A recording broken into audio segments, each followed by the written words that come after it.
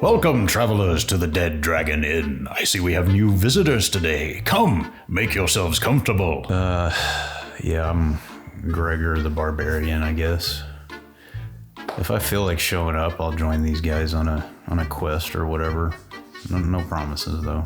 Greetings, Tavern Keeper. I am the wizard, Maldron the Magnificent, and these are my assistants, I suppose. Please direct your attention to me as I dazzle you with my magical prowess. Well, actually, if you refer to the player's handbook, you'll see that minor illusion cantrips don't apply in a tavern setting based on the illumination levels codified in Section 4B, Paragraph 2. I must request that you cease your magical effects immediately. Oh, dear me. I see we may have some challenging patrons in my establishment today.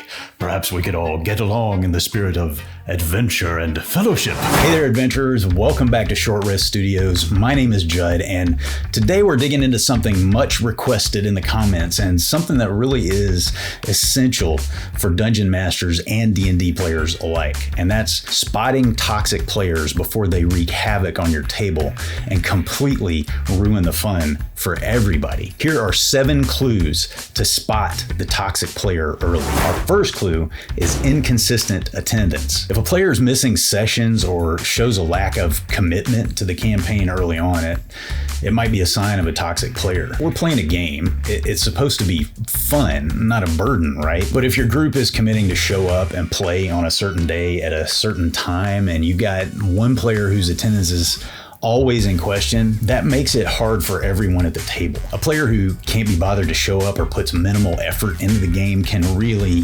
disrupt the flow and enjoyment for everybody. Clue number 2, dominating the spotlight. As a DM, I have the most fun when everyone is having fun. I love to try to create memorable moments for every player. But when you've got someone at your table who seems to only have fun when they're the center of attention, well, you gotta keep an eye on players who constantly hog the spotlight. D&D is a cooperative game where everybody has input and everybody should have their moment to shine. If one player is monopolizing the game and not allowing others to participate, that's a huge red flag. Our third clue is rules lawyering. Look, we gotta have rules. If we don't have rules or of some kind, it's not really a game, is it? And some DMs are stricter on rules than others, but my philosophy, literally what the Dungeon Master's Guide says, is that the DM can choose which rules to use and which to toss. Whatever makes for the most fun experience for everybody. So when you have a player who's constantly challenging rules or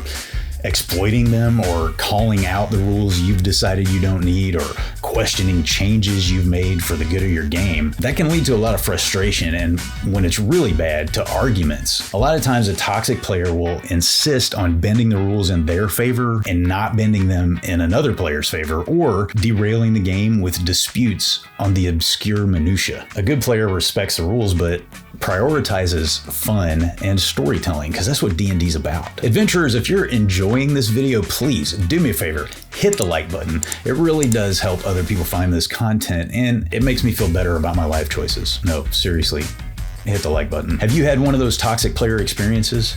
The Short Rest Studios community would love to know how you handled it. Tell us about it in the comments. And before we jump back into the action, I just want to remind you that there are lots of ways you can support this channel.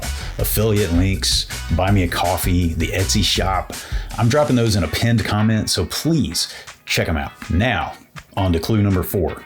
Metagaming. This one is hard, believe me, I get it, but you have to look out for players who use out-of-character knowledge to their advantage.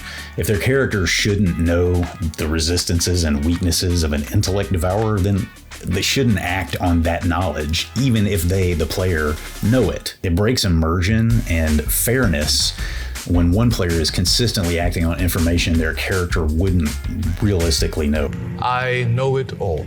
It's fantasy, remember that. Our 5th clue. Disruptive role-playing. It's great when characters have quirks or other traits that really make them stand out, but many times a toxic player will create a character designed to be disruptive or even offensive to the other players at the table. And that's just going to make things uncomfortable.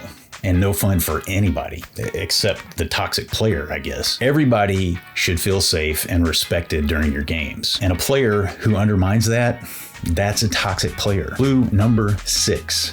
Resistance to feedback. A toxic player is usually going to be unwilling to accept feedback or adjust their behavior. If the DM or another player expresses concerns, they might get defensive or flat out just dismiss the feedback. On the other hand, nobody's perfect, of course, but a good player is going to be open to feedback and is going to want the gaming experience to be the best it can be for everybody at the table. Our final clue to help you spot the toxic D&D player early is constant negativity. Toxic players tend to be overly critical or pessimistic about the game, the campaign, the DM, other players. It might not be intentional, but that negativity can bring down the whole mood at the table. You know, you're kind of a downer. There you go, adventurers. 7 clues to spot the toxic player early.